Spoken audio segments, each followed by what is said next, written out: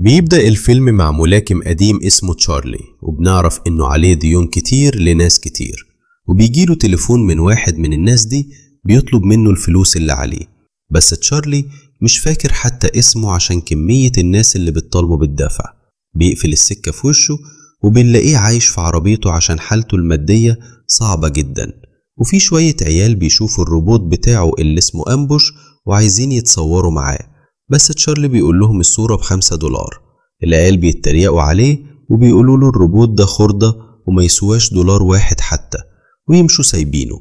بعد كده تشارلي بيروح مكان القتال عشان الروبوت بتاعه هيلاعب تور، وهناك بيقابل ريكي اللي بينظم القتال وصاحب تور، وبيقول له انه راهن ب$20,000 ان تور هيكسب. تشارلي بيوافق وبيحط نفس الرهان. اول ما أمبوش يدخل الحلبة القتال بيبدأ بسرعة، وتشارلي بيكون هو اللي بيتحكم فيه وبيخليه يضرب تور. بس في وسط القتال عينه بتروح على واحدة من الجمهور وبيفضل يعاكس فيها. ساعتها تور بيستغل الفرصة ويكسر رجلين أمبوش ويفضل يضرب فيه لحد ما خربه تماما. وبصراحة لو أنا مكانه كنت عكستها برضه.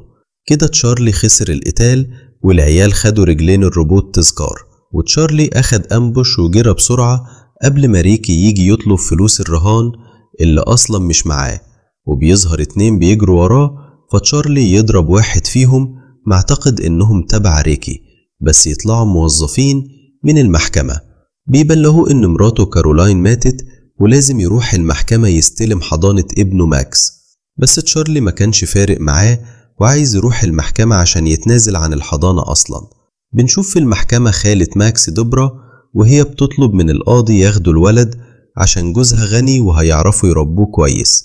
القاضي بيرد ويقول لها مش هينفع عشان أبوه لسه عايش وما جاش لحد دلوقتي. بعدها تشارلي بيوصل متأخر ويسلم على دبرة، وهو بيبص على الذهب اللي لابسينه بيكتشف إنهم أغنياء جامد، فبيقرر يستغل الموقف. بيروح يقابل جوز دبرة اللي اسمه بارنز لوحدهم وبيقول له أنا موافق تتبنوا الواد بس عايز $75,000. بارنز ما اعترضش بس قال له في مشكلة، احنا مسافرين إيطاليا قريب وأوراق الوصاية هتاخد وقت فهتضطر تاخده الصيف كله. تشارلي قال له خلاص بس عايز المبلغ يزيد $100,000. وبرغم ان الرقم كبير بارنز وافق وقال له هديك نص الفلوس دلوقتي والباقي لما ناخده بعد الصيف. اتفقوا ووقعوا الورق، وتشارلي كان فرحان جدا عشان هيشتري روبوت جديد. بعد شوية بارنز وصل اداله الفلوس وسلم له ماكس ومشي. ماكس كان زعلان ومش طايق ابوه عشان عمره ما سأل عليه وكمان باعه عشان الفلوس. قال له اديني نص الفلوس اللي اخدتها وهسيبك في حالك. تشارلي رد عليه مش هينفع لاني اشتريت روبوت جديد بكل الفلوس. بعدها وصل الصندوق بتاع نويزي وتشارلي فتحه وكلهم انبهروا بشكله. ماكس طلع عنده خبرة جامدة في الروبوتات وقال انا شفت الروبوت ده بيلعب نهائي بطولة العالم من 4 سنين بس هو خسر. تشارلي بدأ يشغله وكان لابس درع ياباني وحاول يحركه بس الروبوت ما استجابش. تشارلي افتكر انه اتنصب عليه والروبوت بايظ، لكن ماكس كلمه بالياباني وفجأة الروبوت اشتغل وبدأ يتحرك. طلع كله بسبب انه متبرمج على اللغة اليابانية. كل اللي كان محتاجينه انهم يظبطوا الاعدادات على الانجليزي. تشارلي جرب الروبوت وانبهر بأدائه وقرر ياخده يقاتل بيه، بس ماكس ظهر قدامه بالمفتاح بتاع العربية وقال له يا تيجي معايا للقتال يا اما هرمي المفتاح في المجاري. تشارلي ما كانش قدامه حل، وافق ياخده معاه وروحوا لنادي القتال اللي مليان روبوتات مقاتلة. تشارلي قابل منظم القتالات فين وقال له عايز ادخل روبوتي في قتال ضد اقوى روبوت هنا، وانا متأكد انه هيكسب لانه لاعب نهائي بطولة العالم، وبيقول له ان القتال ده هيكون قتال لحد الموت. وتشارلي ما كانش عنده مانع ووافق، لكن ماكس كان رافض وبيقول له احنا المفروض نلعب في ماتشات بسيطة نكسب منها شوية فلوس وبعدين نمشي، مش بدخلنا في قتال ضد اقوى روبوت. تشارلي رد عليه وقال له انا ما سألتكش عن رأيك، والروبوت بتاعي هيكسبني فلوس كتير وهيخلص. وبعدها الروبوتين دخلوا الحلبة، الروبوت مايدز ضد نويزي. في الاول نويزي ضرب خصمه ضربتين جامدين وكان خلاص هيوقعه، وتشارلي حس انه كده كسبان، بس مايدز قلب الماتش وسيطر على القتال. وتشارلي حاول يرجع للمباراة تاني بس ما كانش فاهم اعدادات نويزي ولا عارف يديله اوامر صح. وفي الاخر نويزي خسر خسائر جامدة وايده اتدمرت، ومايدز ما اكتفاش بكده وكمل ضرب فيه لحد ما طير دماغه من مكانها. تشارلي كان في قمة اليأس، وبعدها قال لابنه إنه محتاج يدور على قطعة جديدة بدل اللي اتكسرت. ماكس رد وقال له كان من الأول ما تدخلش القتال، انت مش بتفكر قبل ما تعمل حاجة، انت لسه ما فهمتش لغة التحكم بتاعت نويزي، وكل الأوامر اللي كنت بتديها له كانت عشوائية. بس تشارلي ما اعترفش إنه غلط وقال نويزي روبوت قديم وده تأثير الزمن، وبعدين طلب من ماكس يركب العربية وما يجادلش. بعد كده دخلوا ساحة خردة قديمة عشان تشارلي عايز يجمع قطع لنويزي، وكانوا بيتحركوا بهدوء عشان الكشافات ما تفضحهمش. تشارلي بدأ يحكي لابنه إن زمان الملاكمة بين البشر انقرضت وتحولت لقتالات روبوتات عشان الناس كانت عايزة حاجة مسلية أكتر، وفعلا قتال الروبوتات جاب فلوس كتير، واللعيبة الحقيقيين محدش بقى يهتم بيهم وخسروا كل حاجة. وقال له أنا كنت واحد من الناس دي اللي فلسوا وقررت أبقى مدرب روبوتات. وفجأة ماكس وقع من على منحدر ومياه المطر زقته جامد لتحت، واللي أنقذه كانت قطعة معدنية كبيرة فضلت ماسكة فيه لحد ما تشارلي جه وشده لفوق. ماكس حب يعرف إيه اللي أنقذه، وطلع إنه روبوت كامل، وطلب من أبوه ياخده معاهم عشان هو اللي أنقذ حياته. بس تشارلي رفض وقال إنه شكله خردة ومش هينفع. ماكس فضل يلح عليه، فتشارلي اتعصب وقال له طلع الروبوت ده بنفسك، ومشي وسابه. وفعلا ماكس قعد طول الليل لحد الصبح بيطلع الروبوت لوحده، وكان زعلان من أبوه إنه ما ساعدوش. بعد كده رجعوا لصالة الجيم، وماكس كان نايم من التعب. بيلي اتفاجئت لما شافت بقايا نويزي وقالت إنها ما بقتش قادرة تستحمل خسائر تشارلي المتكررة، وسألته انت ناوي تعمل ايه؟ تشارلي ما كانش عنده خطة، وقال لها ماكس جاب روبوت من ساحة الخردة. بس ماكس قاطعهم وقال الروبوت ده بتاعي، ولما جربوا يشغلوا الروبوت اتفاجئوا انه شغال، والروبوت ده كان عنده ميزة انه يقلد حركة اللي قدامه. ماكس حبه جدا وقرر يهتم بيه، وبدأ ينظفه واكتشف ان اسمه آتوم، وطلب من تشارلي وبيلي يشتركوا بيه في القتالات، بس هم قالوا له مش هينفع عشان الروبوت ده معمول للتدريب بس، يعني وظيفته ياخد ضرب. تشارلي ساعتها اتريق عليه وقال الروبوت ده مش هيقدر يثبت في أي قتال وهيتكسر. بس ماكس مهتمش بكلامه، وخرج بالليل مع آتوم، وعلاقته بيه بقت قوية جدا.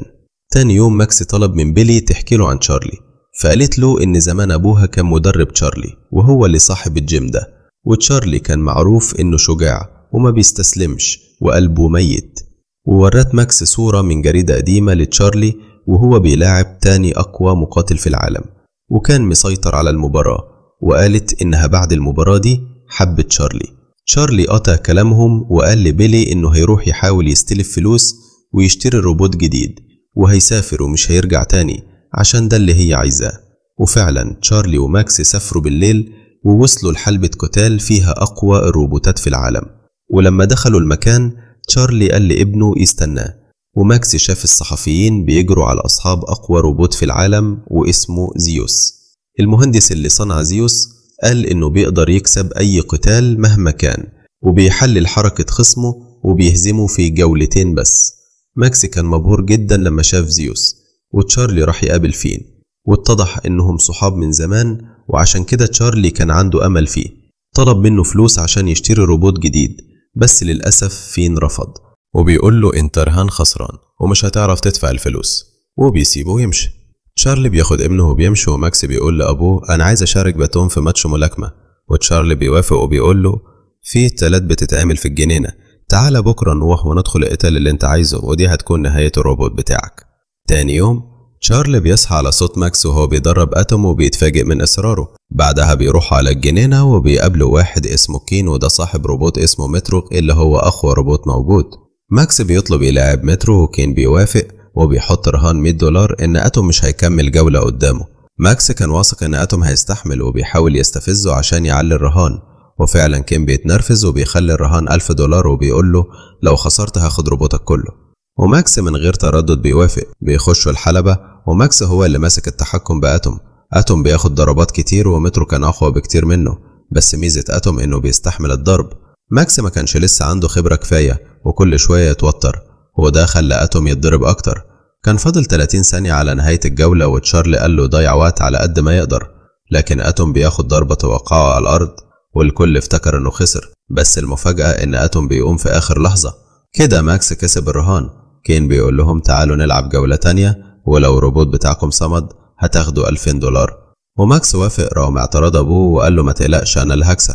الجولة التانية بتبدأ وماكس مركز وبيخلي آتوم يسدد ضربة قوية جدا لمترو لدرجة إنه تعطل وواقع. تشارلي ما كانش مصدق اللي حصل. ماكس كسب وخدوا الفلوس من كين. وبعدها ماكس بدأ يهتم بآتوم قوي وقال لأبوه أنا خدت قطعة من أمبوش ونويزي وضفتهم لآتوم وبقينا نقدر نديله أوامر بالسماعة. أنا عايزك تعلمه الملاكمة من الأول. تشارلي رفض وقال أنا بطلت ملاكمة من زمان وآخر ماتش لعبته خسرته. ماكس فضل يترجاه وقال له أنا هعمل أي حاجة تطلبها بس علمه القتال. تشارلي وافق عشان ابنه وبدأ من نفس اليوم يعلمه أساليب الملاكمة ويديه أوامر. تشارلي كان مبسوط إنه رجع يتدرب وبقى يراجع حركات الملاكمين القدام ويتعلمها لآتوم. بدأوا يدخلوا آتوم في مباريات كتير وكان بيكسبها كلها. الفلوس بقت تكتر معاهم ومستوى آتوم بيعلى كل مرة. تشارلي بعت لبيل الفلوس اللي كان مديون بيها ومعاها الفوائد. شهرة آتوم بقت كبيرة وفي يوم جه واحد من الاتحاد العالمي وطلب من تشارلي يدخل آتوم في مباراة عالمية.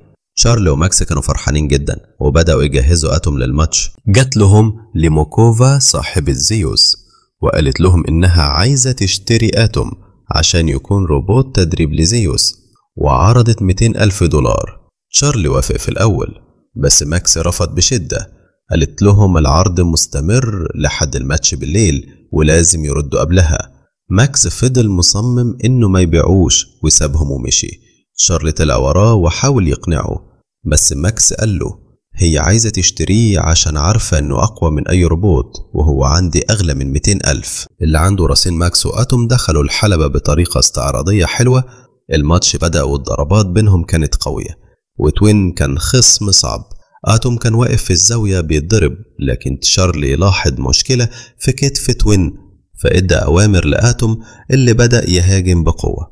آتوم ضرب توين ضربات قوية وكان بيقاتل بنفس أسلوب تشارلي وفي الآخر قدر يسدد له الضربة القاضية. الجمهور كان فرحان وماكس مسك المايك وقال أنا بتحدى زيوس في ماتش على بطولة ريال ستيل. ليموكوفا كانت قاعدة وشافت الناس كلها بتشجع آتوم.